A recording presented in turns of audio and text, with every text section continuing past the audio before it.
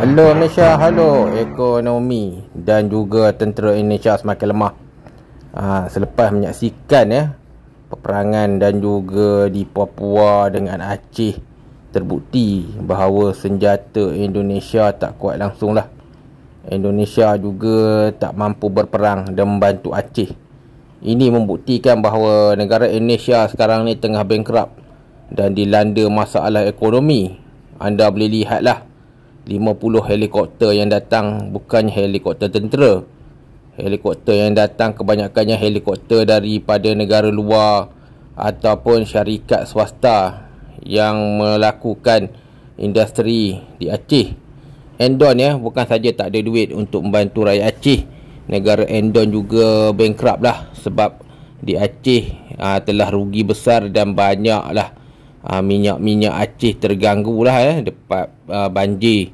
Ini adalah latihan terbang Indonesia sebenarnya memang akan melingkup ataupun bankrupt lah tak lama lagi. Dengan gangguan ini membuktikan bahawa Tentera Nasional Indonesia tidak mampu berperang. Peluang Malaysia untuk menang ialah 500%. Peluang Indonesia untuk kalah ialah 100 hingga 200%. Ini adalah lawatan pegawai-pegawai tentera Endon di Aceh. Mereka datang dan lihat saja kerana pemerintah mereka mandiri dan tak bagi bantuan. Mereka bagi kotak kosong. Okey guys, Indonesia sekarang ni dalam keadaan bankrupt. Mereka banyak beli senjata dan masih berhutang dengan Itali, China, Turki.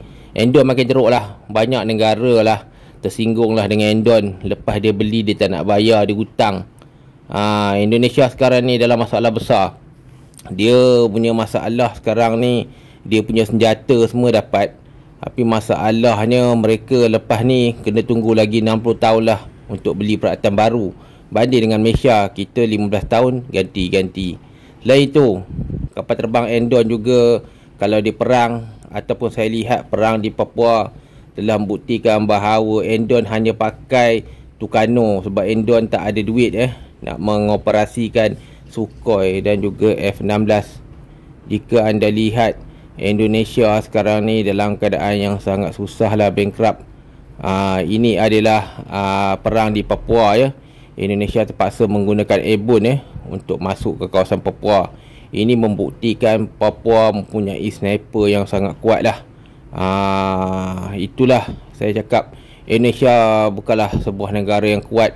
Sebab itulah Malaysia tak takut datang Aceh, kita tolong orang Aceh. Sebab lantak dia lah Indonesia peduli apa kan. Dia memang tak nak bantu kan. Sebab dia tak suka orang Aceh. Sebab orang Aceh dulu pernah perang dengan orang Endon. Dan ada saya dengar cerita 100-200 tahun dulu, orang Aceh jadikan orang Endon ni babu lah di pelabuhan di Aceh. 60 tahun kapal terbang. Tahun ni baru Endon nak lupus. Ini adalah Hercules yang Endon pakai tahun 1965 hingga 2025.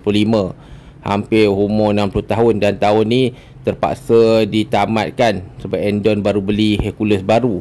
Endon juga mempunyai masalah lah untuk berperang. Kita boleh lihat lah, Endon memang tak mampu berperang lah.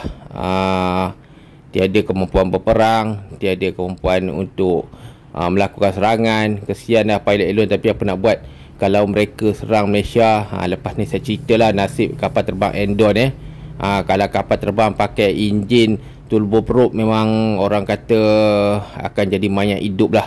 Sebab itulah Endon dia cuma berani ugut-ugut je. Ni askar Endon semasa mereka beroperasi di Papua, askar Endon banyak mati. Daripada 100 orang yang hantar, 40 orang mati. Jet Endon juga tidak ada kemampuan untuk menyerang Malaysia. Mereka akan mati. Ini adalah senjata lama lah. Kalau Indonesia serang Malaysia, kita akan pakai senjata paling murah lah, Olicon. Senjata ni murah dan ia mampu menembak kapal terbang Endon seperti Tucano, Hercules dan juga jet-jet mereka lah. Ini adalah senjata yang boleh menyebabkan Endon bankrupt lah. Endon dia punya kapal terbang ada 500 macam tu lah. Kalau dia perang dengan Malaysia memang mampus lah. Kita takkan pakai misil kalau nak tembak kapal terbang Endon. Kita pun tahu dalam radar bahawa Endon ni dia bodoh. Kapal terbang dia boleh lari 200-300. Kalau kita tembak benda ni 7-8 kilo pun kena. Bodoh tu Endon ni. Ini Bofors ya. Kalau dekat laut, negara-negara seluruh dunia masih guna Perang Dunia Kedua punya Bofors. Ini dekat Ukraine pun ada pakai. Tapi masalahnya kalau Ukraine serang pakai ni, Rusia boleh detect dengan airwag dan ia akan tembak balik Bofors ni dari jarak 100 km. Memalukan. Di India perang Pakistan terbang pun jauh. Okey, banyak TNI akan matilah kalau dia serang Malaysia. Bukan saja mati, macam tahun 60-an Indonesia ramai. Memang pada masa tu perisik dan komando di Sabah Sarawak katakan bahawa memang ramai. Tapi Bofors Perang Dunia Kedua ni pun, kalau Endon nak datang Malaysia, memang kena benda ni pun Endon mampus. Malaysia bukan tak nak guna senjata lebih canggih, tapi kalau nak perang dengan Endon ni tak perlu sandih sangat, sebab tentera mereka masih pakai, macam saya cakap tadilah, benda dah 60 tahun 70 tahun pun Endon pakai. Yang dia beli kapal tu sebab mereka dah tak ada kapal. Indonesia punya tentera udara kalau nak serang Malaysia tak sempat lah. Apa pun akhirnya Malaysia menang.